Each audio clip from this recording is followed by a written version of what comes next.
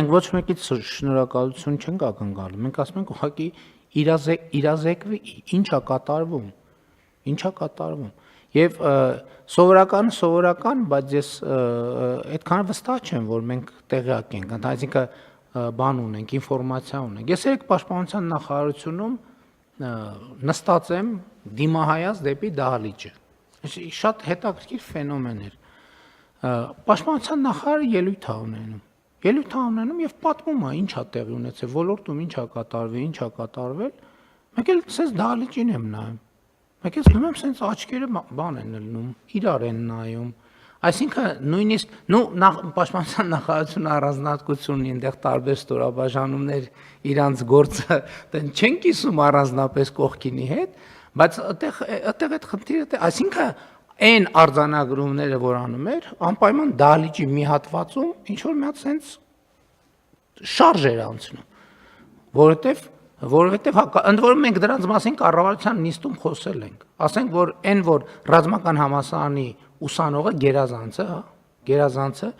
175,000 կրթաթոշակ է ստանում։ Եվ այլն եւ այդպես շան։ Դուք աշխատատեղերի մասին եք խոսում։ Եթե սխալվում եմ, պարոն Հակոբյան, եթե սխալվում եմ, խնդրում եմ ինձ ուղղեք։ Հիմա օրինակ, երեք մենք Պաշտպան հայրենիաց ծրագրի մասին ենք խոսում։ Այդ աշխատատեղերը մեր տվյալներում արտացոլվում են զինված ուժերի պայմանագրային զինծառայողների։ Պայմանագրինը չեմ կարող ասել, բայց այդ կտորով այո բացում ենք, այսինքն այս աշխատատեղերը ասվածը հարկային գործակալների կողմից ներկայացված հաշվետվությունների հիման վրա ձևավորված են, այսինքն մենք պետք է առանձին դրա մասին խոսենք։ Չէ, հիմա ես ուզում եմ, չէ, այդ չեմ ասում։ Ուզում եմ ասեմ ընդհանուր աշխատատեղերի թվերի մեջ դա արտահայտված է։ Կոնկրետ այդ դեպքը չեմ կարող միանշանակ ասել, բայց պաշտպանության նախարարության կտորով, այսինքն այն ինչ որ վերաբերում է գաղտնի հատվածին, այդ մասը չունենք աշխատատեղերի։ Ես ինչի համար եմ ասում, օրինակ տեսեք, նույն Պաշտպան հայրենիաց ծրագիրը, երեք ես դրա մասին խոսեցի, չնայած հասկանում եմ, որ կարող է ստեղ մի քիչ բան կա, անձնական դաշտեր մտնելու երևույթ, չգիտեմ, վստահ չեմ, կարող է։ Ես օրինակ մի ժամանակ, երբ որ Պաշտպան հայրենիաց ծրագիրը նոր էր սկսում, ատեստավորված զինծառայողների մասին Պաշտպանության նախարարը իր այջում Պաշտպան հայրենիացի, ովքեր գնացել են ժամկետային զինծառայության, Պաշտպան հայրենիացի պայմանագիր են կնքել եւ հիմա ծառայում են որպես պայմանագրային եւ ծառայությունից դուրս ապրում են իրենց տանը, այսինքն գիշերը քնում են իրենց տանը, եթե այսպես ասած ծառայողական խնդիր չեն կատարում որոշակի ժամանակով։ Պաշտպանության նախարարը իր էջում դնում էր մի քանի դեպքում գերազանց ատեստավորումը անցած զինվորների մասին պատմություններ, ովքեր մոտավորապես կարոն 500, 600, 450,000 դրամ աշխատավարձ են ստանում։ Եվ այդ ռեպորտաժներում նաև նկարագրվում էր, երևում էր այդ մարդկանց տունը եւ այլն եւ այլն։ Եվ ես այն մի քանի անգամ նախարարին ասել եմ այդ թեմա, վերեք առաջի անգամ բարձրաձայնեցի, վստահ չեմ, որ դա լավ է հնչում, բայց ես համոզված եմ, որ դեպքեր կան, որ իրոք վերջին տարիներին առնվազն այդ տներ միանվագ ոչ մի անգամ 600,000 դրամ չի մտել։ Եվ երբ որ մենք խոսում ենք այսօր ասում են, վայ, սոցիալական վիճակը եւ այլն, բայց աղքատության թվերը, որ նվազում են, այդ թվում դրա հաշվին են նվազում։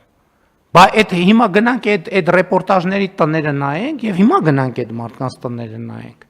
Գնանք տեսնենք, որ այդ մարդկանց Բաքում մեքենայա կանգնած, որ այդ մարդիկ հիպոթեկով բնակարան են ձեռք բերել եւ այլն եւ այսպես շարունակ։ Այսինքն այս ամեն ինչի մասին չի խոսվում, չի ասվում։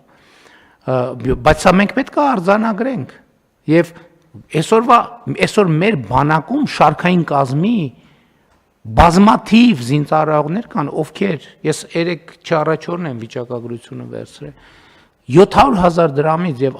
ավել աշխատավարձ են ստանում շարքային, խնդրում եմ ուշադրություն դարձրեք, շարքային պայմանագրային զինծառայողը։ Նրանք, ովքեր տարիներ առաջ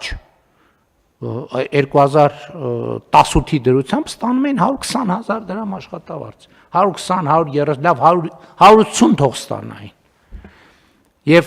երբ որ պարոն Ավինյանն ասում է 2021 թվականին զրոյական վիճակ ունենք, ես էլ եմ ուզում մենք արձանագրենք 2021 թվականին ինչի ունենք զրոյական վիճակ, որովհետև 21 թվականին 18 թվականից 3 տարի արդեն անցել էր, որովհետև այդ ընթացքում մենք 19 թվին էլ ենք այդ թեմայի շուրջ շատ աշխատել, բայց կոവിഡ് եւ այլն, այսինքն այդ process-ները էականորեն հետաձգվեցին։ Բայց էլ եմ ասում, իմ խոսքը բացարձակապես շնորհակալության մասին չի, իմ խոսքը իրազեկման մասին է, որովհետև երբ որ այս լռության պայմաններում է դա տեղի ունենում, դա առնվազն հարցեր առաջացնում է։ Բանն եք ասել Մուհամեդ։